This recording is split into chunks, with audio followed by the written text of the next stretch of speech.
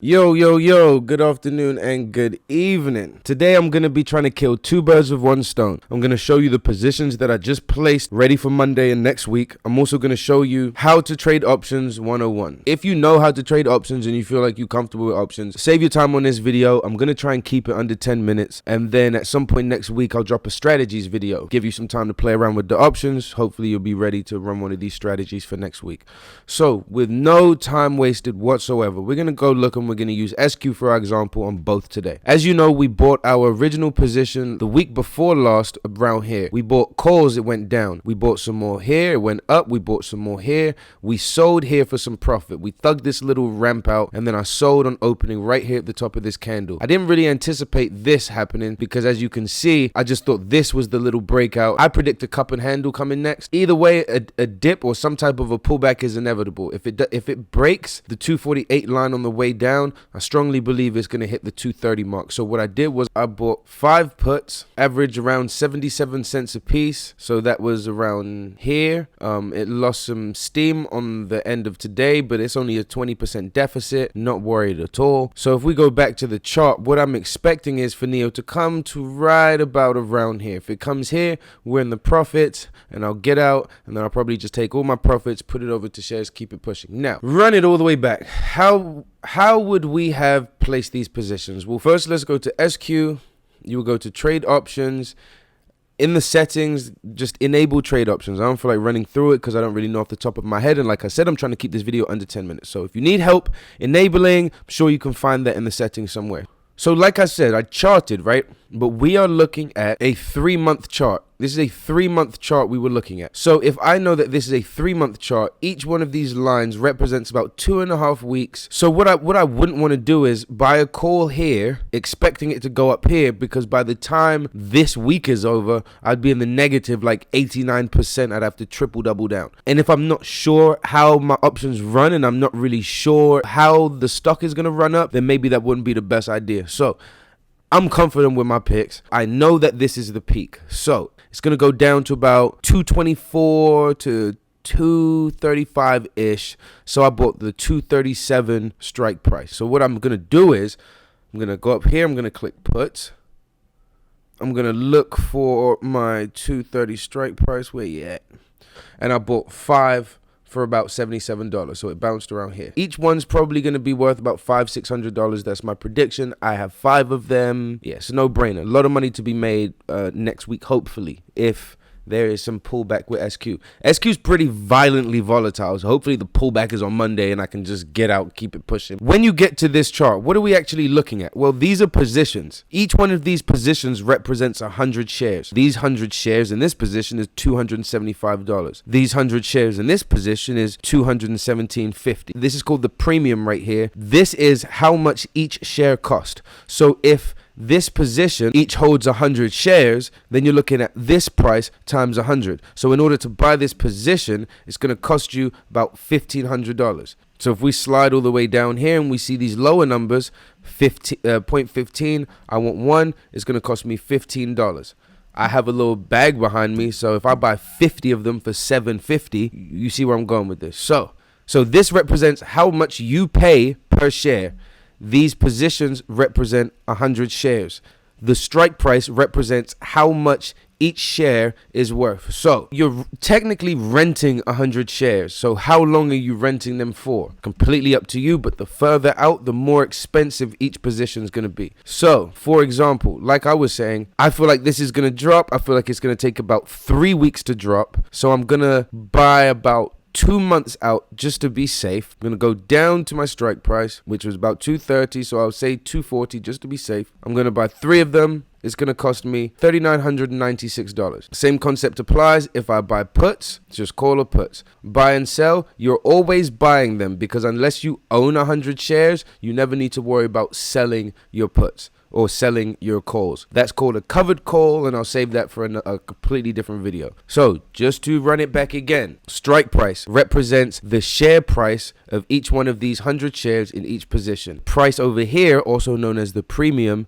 represents how much you pay each share to rent it for as long as you put your expiration date at. You can open any position, and what's displayed is the bid, the ask, and the Greeks. So until you really know what you're doing, in order of importance, what you need to know is it's all pretty much important. So I'm just going to run through all of it real quick. The bid is how much people are trying to pay. The ask is how much people are trying to sell. You kind of want to lean to the right to execute faster, or lean to the left to get the best price possible.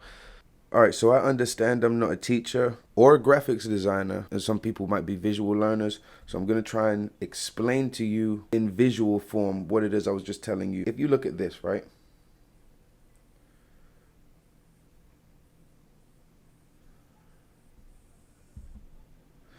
This could be the performance of 3 months of a stock, just divided up into 3. The peak right here, let's just say this is $10 a share, $20 a share, and this right here is $30 a share. The news has been excellent. Everything's been excellent. This company is amazing. We know that this is about to happen, so everyone's jumping in to buy calls, right?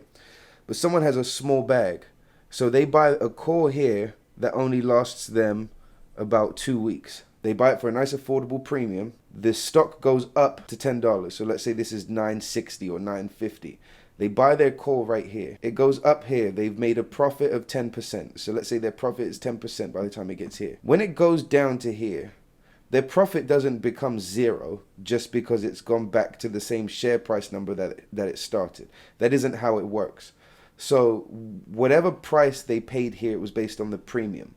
So by the time it goes up here, the premium obviously has increased dramatically. But when it comes down, it doesn't come back to the same premium. It comes down, and the premium value is based on the volume, the theta, the Greeks. There's so much that takes into what this price is.